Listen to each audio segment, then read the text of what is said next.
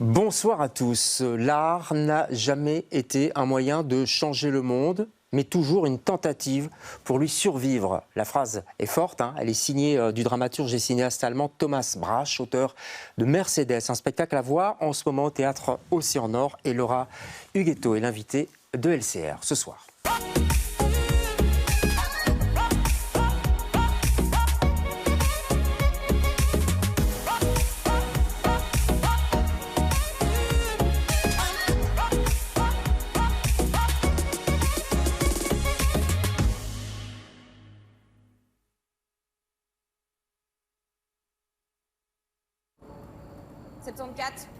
Wow. 92, 490, Wow.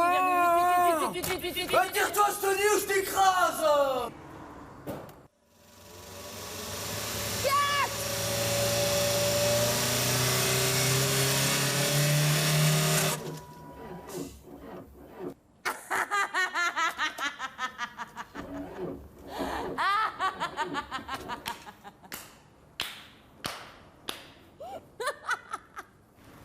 N'importe quoi, y'a pas de Mercedes ici, hein.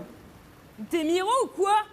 Celle-là, là. Ouais, où c'est que tu vois une Mercedes ici? Tu la vois pas? T'as qu'à ouvrir les yeux. Ouais, bah c'est ce que je fais, hein, je vois rien, hein.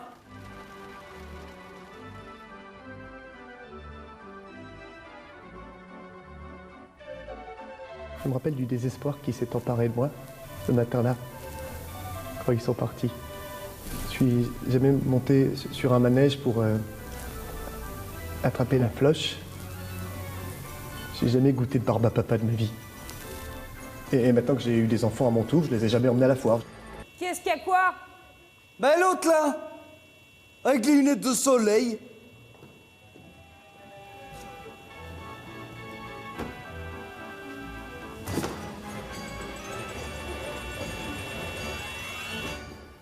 Voilà, quelques extraits comme un avant-goût de ce spectacle qui commence ce soir au Théâtre Océan Nord. Ça s'appelle Mercedes, comme les voitures. On va parler justement des voitures. Et c'est votre première mise en scène, Laura Huguetto. Bonsoir. Oui. Bonsoir. On est ravis de vous avoir. Je vous voyais regarder attentivement les extraits.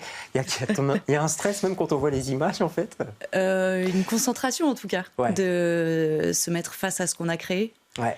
C'est la première, donc c'est quand le public arrive qu'on Ouais. voit un peu Là, plus clair. j'allais dire tout est dit, quoi. Parce que vous Oui. travaillez dessus quand même depuis plusieurs années. C'est un projet que vous portez à bras-le-corps presque. J'ai lu ça dans le dossier de presse. Ça veut dire quoi? Ça veut dire que vous avez du mal à le faire passer? Expliquez-nous. Non, c'est une œuvre que j'ai découvert il y a longtemps sans penser la monter un jour. Ouais. Parce que c'est un texte très compliqué que je pensais immontable, en fait. Et j'ai fait un exercice à l'école, à l'INSAS, dessus en 2016, Ouais. une forme courte de 20 minutes, et qui a bien marché, et où je me suis dit, en fait, c'est montable, Ça marche. et Pourquoi ça j'ai vous- envie. Ouais. Et pourquoi ça vous semblait impossible à monter? C'est quand même... il est dramaturge, il est cinéaste, Thomas Brasch. C'est d'ailleurs sa seule pièce traduite en français. Mais pourquoi c'était si compliqué? Parce que c'est une écriture avec beaucoup de trous. C'est écrit en tableau indépendant. Ouais. Et donc, si on il n'y a aucune didascalie. Donc, si on n'y éloge pas une situation, un sous-texte fort, on est quand même face à quelque chose de très hermétique au départ. Quelque chose de brut, quoi, c'est ça? Ouais, très brut. Ouais. C'est vraiment intensif comme écriture et ça laisse un peu perplexe au début. Ouais, je peux comprendre. Alors, le pitch, comme on dit... D'abord, on va citer les acteurs parce qu'ils sont assez incroyables. Isaac Thomas dans le rôle De Sacco. Ouais. de Sacco, c'est ça. Fanny Estève, Hoy et Christian Cordonnier pour le troisième rôle. On est au bord de l'autoroute, ça sent le gasoil. Enfin, je rassure les gens qui vont aller voir. Je ne sais pas si vous avez mis de l'odorat, mais... quoique, Surprise. on est à l'Océan Nord, donc il y a un côté un peu brut aussi. Vous avez joué avec ce décor-là pour la mise en scène? Oui, Océan Nord, c'est un très chouette endroit. Ça mais se prête bien à ça, hein, ouais, ouais. c'est un ancien garage, en fait. Ouais. Donc la salle en elle-même est très forte et on a décidé, avec la scénographe Clémence Thierry, de pousser ça, le côté garage brut. Ouais. Alors, c'est un peu sombre, on est dans un temps indéterminé, en tout cas on comprend qu'il s'est passé plusieurs choses et qu'il y a peut-être un passé qui ne reviendra pas, qui est un petit peu incarné par la personne qui est dans la voiture. Qu'est-ce qui se passe au bord de cette autoroute? Il y a ce personnage de Sacco qui rêve de voiture, il y a des Mercedes qui passent tout le temps, d'où le titre. C'est ça. Lui, il compte les Mercedes qui passent sur le bord de la route. Ouais. C'est la tâche qu'il s'est donnée pour occuper ses journées, occuper son temps. Il est déprimé, quoi, le gars. Oui, quand même, ouais. Globalement. Et disons que c'est ça qui le tient. Ça lui permet de trouver une place dans le monde, même si c'est absurde. Pour lui, ça a un sens puisque son rêve, c'est les Mercedes. Ouais. En avoir une avec toutes les options possibles. C'est le rêve du capitalisme, en fait, quoi. Ouais, de la réussite sociale qui s'incarnerait dans le fait de posséder une Mercedes. Ouais.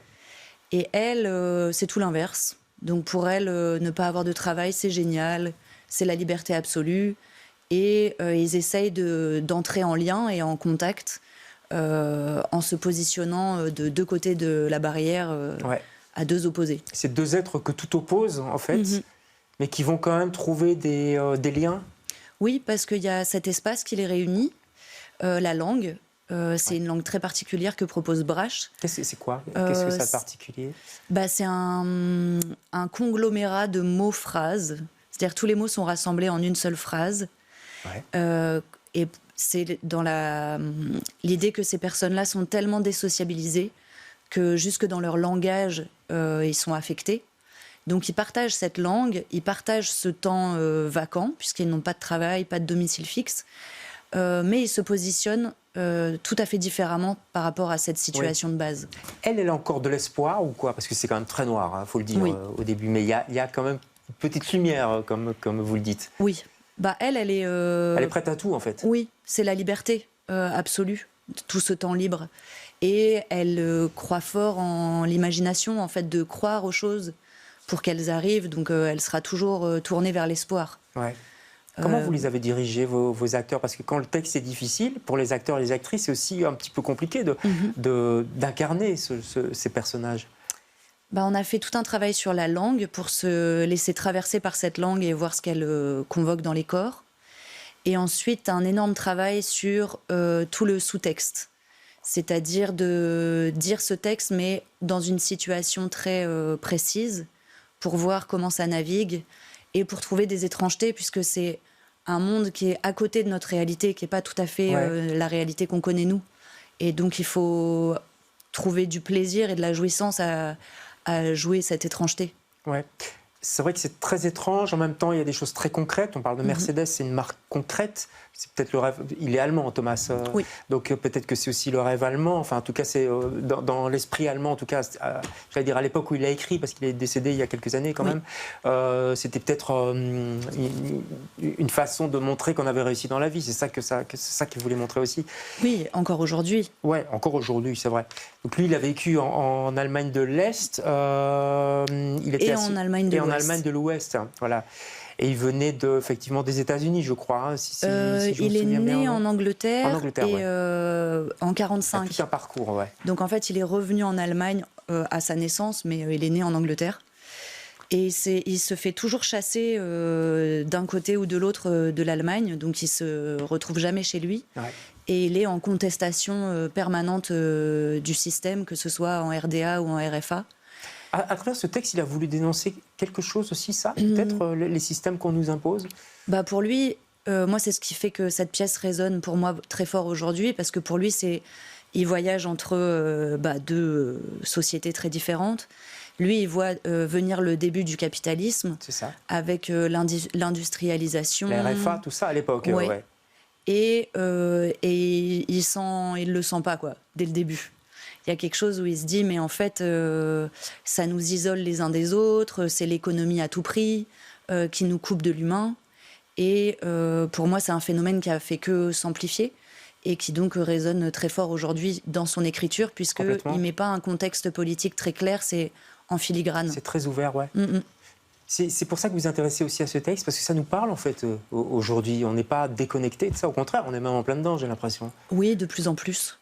Le fait que le travail soit à la fois une source d'épanouissement, mais aussi de frustration, que ça conditionne l'accès au temps libre, que le temps libre doit être aussi mis à profit.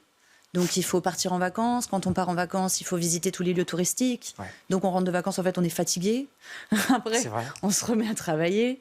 Et la valeur de l'épanouissement au travail devient de moins en moins importante socialement.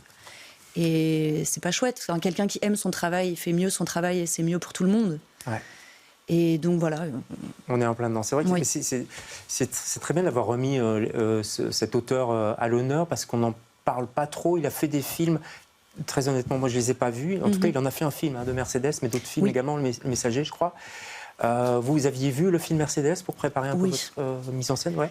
Oui, parce qu'au départ, j'étais sûre que ce texte était un texte matériau, mais j'en avais pas la certitude. Ah ouais. Et quand j'ai vu son adaptation pour la télé, il a gardé que la moitié du texte, il l'a complètement recompilé, et je me suis dit, bon, ok. On peut y aller, on peut aller dedans, quoi. C'est ce que j'avais senti, et je peux tout modifier aussi, refaire mon puzzle à moi, quoi. Ça vous a donné confiance. Il y a peut-être moyen de retrouver ce film sur des sites internet, ça s'appelle Mercedes. J'imagine qu'en cherchant bien, on peut trouver si vous l'avez vu. Thomas Brasch. Bah oui, voilà, en plus vous l'avez vu. Vous avez un mot, je demande à chaque fois aux invités de choisir un mot. Vous m'avez dit, moi c'est tendresse. Alors pourquoi avoir choisi ce mot, Laura? Il est pas mal ce mot finalement. Bah ouais. On en a besoin. Oh, c'est ça, parce qu'on en a besoin. Ouais. Et que c'est pas assez affirmé comme une puissance. Et c'est souvent quelque chose qu'on dénigre en fait, qui est pour les faibles ou pour... Et en fait, non, c'est une grande puissance, la capacité de tendresse, et je trouve qu'on nous l'enlève de plus en plus. Qu'on nous fait peur, on nous énerve, mais la tendresse est une vraie force. Il faut juste pouvoir y avoir accès. Ouais, la tendresse peut être une force. Donc, merci Laura, et merci pour cette première mise en scène. On vous souhaite bonne chance avec ce spectacle. C'est donc à l'Océan Nord, à partir de ce soir jusqu'au 18. Océan Nord, c'est près de la place Litz, à Schaerbeek. Merci beaucoup. On se retrouve demain avec d'autres invités. Bonsoir.